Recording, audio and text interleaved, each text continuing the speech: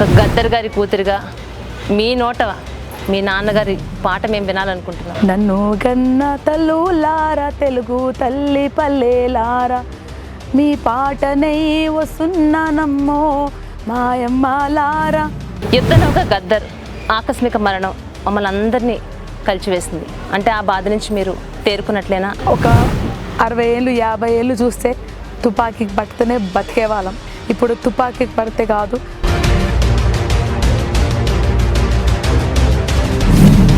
ప్రజా యుద్ధ నౌక తన పాటతోని ప్రతి ఒక్క గుండెని కదిలించారు. అది ఒక్క గుండెని కాదు, చిన్న పిల్లని, ఒక 2 ఏళ్ల బిడ్డని కదిలించారు.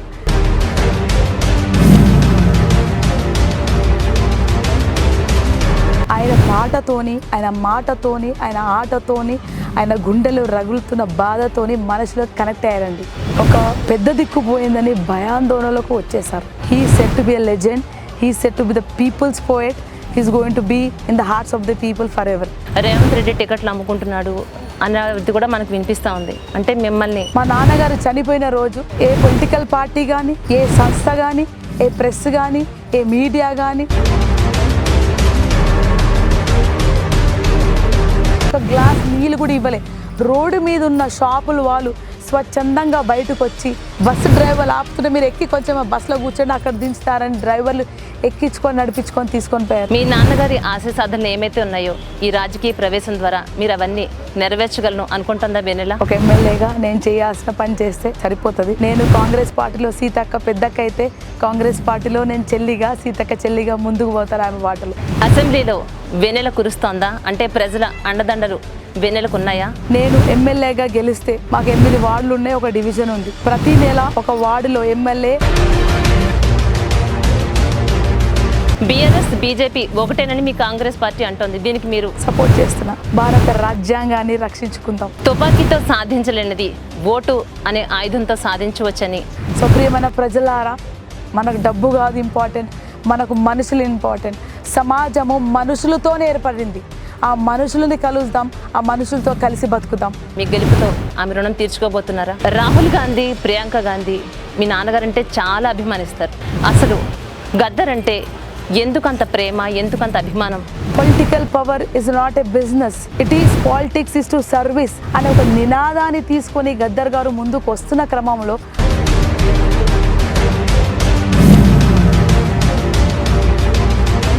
మునుగోళ్ళ మన సీతక్క తను కూడా నియోజకవర్గంలో నిలబడటం జరిగింది. అదే పాటలో వెన్నెల కూడా నడుస్తోందా? వాళ్ళు మమ్మల్ని అడిగితే మనము ఆ రెస్పెక్ట్ని, ఆ మర్యాదని గౌరవిస్తూ మేము కూడా రెడీ అన్నాం. వెల్కమ్ టు వీఫై న్యూస్ లీడర్. ఇవాళ మన leader Secunderabad cantonment senior Congress నాయకురాలు వెన్నెల గారు. నమస్తే అండి వెన్నెల గారు. నమస్తే మేము ఎలా ఉన్నారు? గుడ్ అండి, ఐమ్ ఫైన్. ప్రచారం చాలా జోరుగా సాగుతుంది. అవునండి.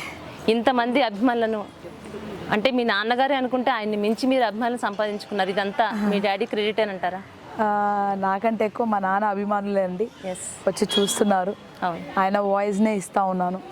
సో ఆ వాయిస్ని విని హ్యాపీ ఫీల్ అయి నాతో పాటు నడుస్తున్నారండి. యుద్ధనౌక గద్దర్ ఆకస్మిక మరణం మమ్మల్ని అందరినీ కలిచివేసింది. అంటే ఆ బాధ నుంచి మీరు తేరుకున్నట్లేనా? అసలు గద్దర్ ఆశయ సాధనను మీరు ఎలా ముందుకు తీసుకుని వెళ్ళబోతున్నారు? నాన్నగారు లేడు అనేది ఇంకా జీర్ణించుకోలేకపోతున్నాము. అది ఎప్పటికైనా ఒక బిడ్డకు, ఒక ఫ్యామిలీకి తీరని లోటు. అట్లాగే సమాజాన్ని కూడా నేను ఎలా బాధపడుతున్నాను, ప్రజలు కూడా వాళ్ళ కుటుంబంలో ఒక మనిషి పోయాడని, ఒక పెద్ద దిక్కు పోయాడని చాలా బాధపడుతున్నారు. నాన్న చనిపోయా అని తెలవగానే ఎస్పెషలీ పేదవాళ్ళు, దళితులు, అణగారిన వర్గాలు, కళాకారులు, నిరుద్యోగులు, స్టూడెంట్స్ అందరూ ఒక పెద్ద దిక్కు పోయిందని భయాందోళనలకు వచ్చేసారు. సో నాకు కూడా తప్పక ఉంటుందండి. ఆయన మర్చిపోలేము, గుండెలు పెట్టుకొని నడిపిస్తున్నాం. ఎట్టకేలకు కాంగ్రెస్ పార్టీ తరఫున ఈ కంటోన్మెంట్ నియోజకవర్గం నుంచి మీరు ఈ బరిలో దిగబోతున్నారు. అసలు మీకు ఎలా అనిపిస్తోంది? ముందుగా ఈ అవకాశం ఇచ్చిన మా తండ్రి గారికి పాదాభివందనాలు.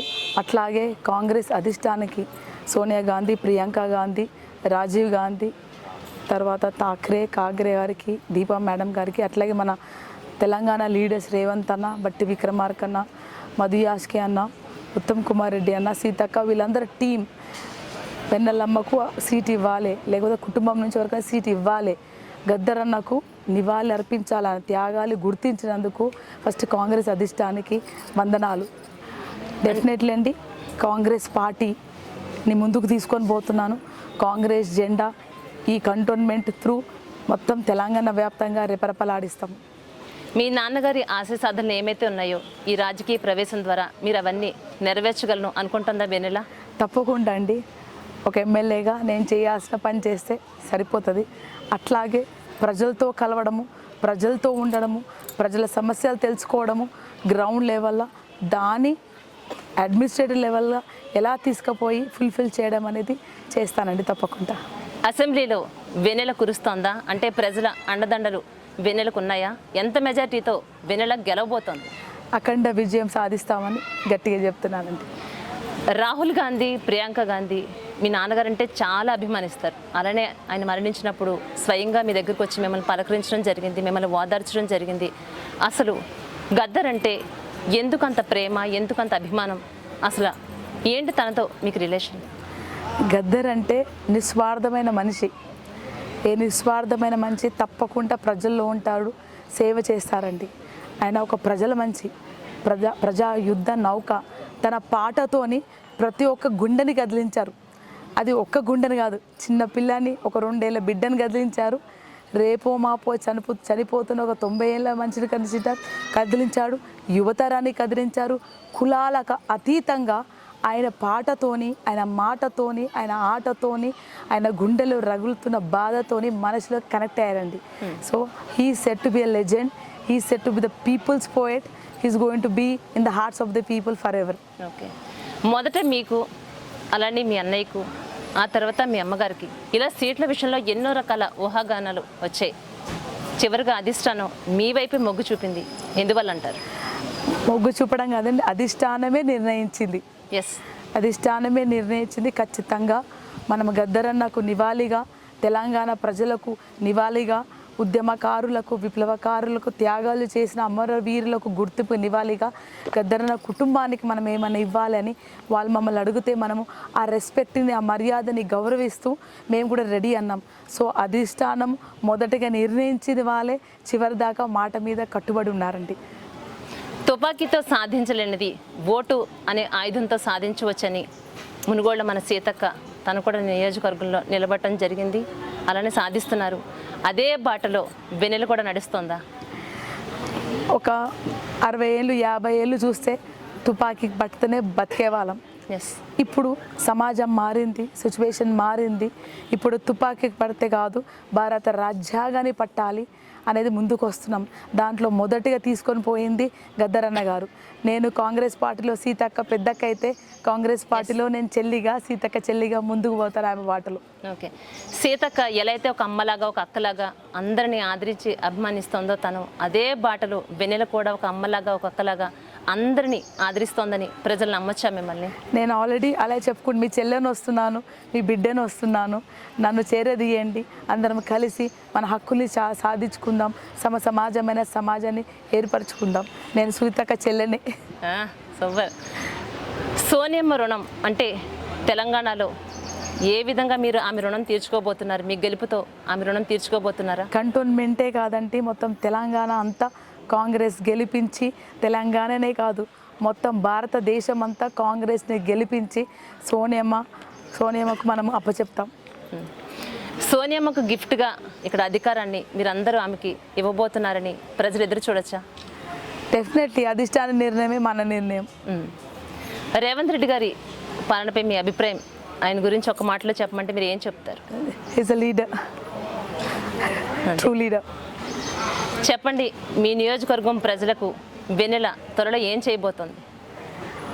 మొదటిగా ఏంటంటే అందరికీ పాదాభివందనాలు. రెండోది ఏంటంటే ఇప్పుడు నా వెనకాల మీరు ఎలా వస్తున్నారో, తర్వాత గెలిచిన తర్వాత మీ వెనకాల నేను ఉంటాను. అన్నిటికీ ఏం ప్రామిస్ చేస్తాను. జనరల్లీ గద్దరన్న బిడ్డ వస్తుంది అంటే ఏముంటుంది, అన్న బిడ్డ వస్తుంది అంటే అన్న పాటని గుండెల్లో ఎట్లా పెట్టుకున్నారో ఆ పాటని గుండె రూపంలో మీ ముందుకు వస్తున్నాను, మీ గుండెనై వస్తున్నాను. నేను ఎమ్మెల్యేగా గెలిస్తే మాకు 8 వార్డులు ఉన్నాయి, ఒక డివిజన్ ఉంది. ప్రతి నెల ఒక వార్డులో ఎమ్మెల్యే వార్డ్ ఆఫీస్ అని ఒకటి ఓపెన్ చేసి ప్రతి నెల ఆఫీస్లో మార్నింగ్ 9 AM నుంచి సాయంత్రం 9 PM వరకు మీ డ్యూటీలో ఉంటాను. అంటే మీరు గెలిచినాక మీరు నా దగ్గర రావద్దు, I'm at your doorstep. మీ వాడలో ఒక రోజు 9 నుంచి 9 దాకా ఉంటానని గద్దరన్న బిడ్డగా ప్రామిస్ చేశాను. ఇప్పుడు ఏదైతే మీరు ప్రమాణం చేస్తున్నారో ఈ ప్రమాణానికి వెన్నెల తర్వాత ఎమ్మెల్యేగా అయిన తర్వాత కూడా ఇదే మాటకు కట్టుబడి ఉంటుందా? అయినాకనే చేస్తా అని చెప్తున్నాను, కట్టుబడి ఉంటాను. ఓకే. బీఆర్ఎస్ బీజేపీ ఒకటేనని మీ కాంగ్రెస్ పార్టీ అంటోంది, దీనికి మీరు సపోర్ట్ చేస్తున్నారా? సపోర్ట్ చేస్తున్నా. Okay, done. చెప్పండి, ఫైనల్గా మీ నియోజకవర్గం ప్రజలకు మీరు ఏం చెప్పదలుచుకున్నారు? మనం అందరూ కలిసి న్యాయాన్ని ఎంచుకుందాము. మరో సమాజమైన తెలంగాణని ఏర్పరచుకోవడానికి అందరు కలిసికట్టుగా కాంగ్రెస్కి గెలిపిద్దాం. వెన్నెలమ్మ లక్ష్యం ఏంటి అంటే ఏం చెప్తారు? వెన్నెలమ్మ ఆశయాలు ఏంటి? వెన్నెలమ్మ ఎయిమ్ ఏంటి? భారత రాజ్యాంగాన్ని రక్షించుకుందాం. ఒక్క మాటలోనే? మా నాన్న మాటనే నా మాట. ఒక గద్దర్ గారి కూతురిగా మీ నోట మీ నాన్నగారి పాట మేము వినాలనుకుంటున్నాం. ఒక పాట మా కోసం పాడతారా? పాడాలా? పాడాలి. వాయిస్ పోయింది కదా, పెద్దగా రాదు. పాడండి ఎలా అయినా. నన్ను గన్న తల్లులారా, తెలుగు తల్లి పల్లెలారా, మీ పాటనై వస్తున్నానమ్మో మాయమ్మలారా, మీ పాదాలకు వందనాలమ్మో మాయమ్మలారా, జజన్క జన్నని జనం పాట పాడుతాను, రెలా రే రే అని రెలా పాట పాడుతాను, మీ పాటల్లో పదము నవ్వుతనో మాయమ్మలారా, మీ పాదాలకు గజే నవ్వుతనో మాయమ్మలారా, త్వరబడ ఊపిరితిత్తి ఊదు మంది రాగం తీసి, ఆ కిడ్నీ పొంటిపోయిన తూట మీటు మందికి నరనేమో, ఆ ఎడమా చేల్ని బలే బలే ఆ ఎడమా చేల చీల్చిన తూట ఎత్తు మంది ఎర్రాజెండా, ఆ వెన్నా ముక్కల ఉన్న తూటమ్మో మాయమ్మలారా, అన్న పద పాడుదమందో మాయమ్మలారా, ఆ వెన్నా ముక్కల ఉన్న తూటమ్మో మాయమ్మలారా, అన్న పద పాడుదమందో మాయన్నాలారా. మీ బిడ్డనై వస్తున్నాను, మీ గద్దరన్న పాటనై వస్తున్నాను, మీ గడప గడపకు వస్తున్నాను, మీ గుండెల్లో ఉండడానికి వస్తున్నాను, మనం సమాజమైన సమాజాన్ని ఏర్పరచుకోవడానికి వస్తున్నాను. ఒక్క క్షణం మీ కళ్ళల్లో గద్దరన్నను చూసినట్టే అనిపించిందండి. నిజంగా ఆ ఫీల్, ఒక్క క్షణంలో ఆ ఫీల్ మేము పొందడం జరిగింది. ఒకటి చెప్పండి, అసలు అంటే ఇప్పుడున్న సిచ్యువేషన్లో డబ్బులు లేకుండా రాజకీయాలు చేయటం అంటే అది సాధ్యమే విషయం కాదు. అలాంటిది రేవంత్ రెడ్డి టికెట్లు అమ్ముకుంటున్నాడు అనేది కూడా మనకు వినిపిస్తూ ఉంది. అంటే మిమ్మల్ని ఎలాంటి డబ్బులు తీసుకోకుండానే ఉచితంగానే మీకు ఇవ్వడం, అవకాశం ఇవ్వడం జరిగిందంటారు. ఇది నిజమేనా? ఇది నాకు తెలియదండి, టికెట్ ఇచ్చి డబ్బులు అమ్ముకుంటారని తెలియదు. నాకు తెలిసింది సోనియా గాంధీ గారు, రాహుల్ గాంధీ గారు భారత రాజ్యాంగాన్ని రక్షించాలని దాన్ని వాళ్ళు బాధ్యతగా తీసుకొని వాళ్ళ భుజ సందాల మీద వేసుకొని గత 2017 నుంచి నడిపించుకొని వస్తున్నారు. తెలంగాణ ఇచ్చింది కాంగ్రెస్ పార్టీయే.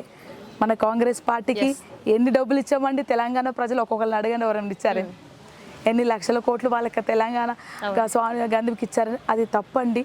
నాకు తెలిసైతే వాళ్ళు మనకు మర్యాద ఇచ్చి ఆ టికెట్ నాకు ఇచ్చారు, గద్దరన్న ఫ్యామిలీకి ఇవ్వాలనుకున్నారు. దానికి మేము గౌరవిస్తూ, ఆ మర్యాదని గౌరవిస్తూ ముందుకొచ్చాం.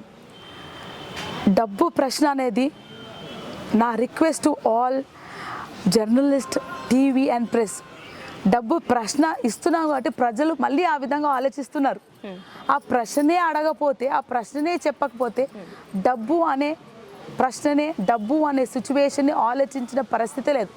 నాకు తెలిసి చిన్నప్పటి నుంచి లీడర్ బస్తీలో ఒక పెద్ద ఆయన కోట ఏంటంటే అందరూ ఓటు వేసేవారు, డబ్బులు పంచేయడం మాట ఇచ్చేవారు. రైట్, ఆ మాట కోసమే, ఆ పాట కోసమే ఈ political power is not a business, it is politics is to service అనే ఒక నినాదాన్ని తీసుకొని గద్దర్ గారు ముందుకు వస్తున్న క్రమంలో ఆయన అడిగే వెళ్తున్నాను. సో నేను కూడా గద్దరన్న బిడ్డగా మనము ఈ పొలిటికల్ సిస్టమ్ని మార్చాలి అని ముందుకు వచ్చాను. సో డబ్బు సమస్య కాదండి, నేను మిమ్మల్నే ప్రశ్నిస్తున్నాను. మా నాన్నగారు చనిపోయిన రోజు ఏ పొలిటికల్ పార్టీ కానీ, ఏ సంస్థ కానీ, ఏ ప్రెస్ కానీ, ఏ మీడియా కానీ డబ్బులు పంచలేదండి. అవును. ఆయన కోసం లక్షలాదిగా స్వచ్ఛందంగా వచ్చారు. ఒక గ్లాస్ నీళ్ళు కూడా ఇవ్వలే.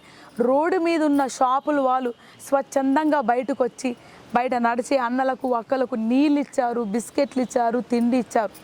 బస్సు డ్రైవర్లు ఆపుతుంటే మీరు ఎక్కి కొంచెం బస్సులో కూర్చొని అక్కడ దించుతారని డ్రైవర్లు ఎక్కించుకొని నడిపించుకొని తీసుకొని పోయారు. ప్రజలు ఒక నిజంగా నిస్వార్థంగా వచ్చే నాయకుడిని గుండెల్లో పెట్టుకొని నడిపిస్తారు. ఓ 5 రూపాయలు వస్తారేమో, ఈరోజు వస్తారేమో అని, కానీ వాళ్ళ గుండెలు కదిలిస్తే చిరకాలం వాళ్ళు చచ్చే అంత వారికి వాళ్ళ గుండెల్లో పెట్టుకొని నడిపిస్తారని నమ్మాను. సో ప్రియమైన ప్రజలారా, మనకు డబ్బు కాదు ఇంపార్టెంట్, మనకు మనుషులు ఇంపార్టెంట్. సమాజము మనుషులతోనే ఏర్పడింది. ఆ మనుషులని కలుద్దాం, ఆ మనుషులతో కలిసి బతుకుదాం. తెలంగాణ ఇచ్చిందే మన కాంగ్రెస్ పార్టీ.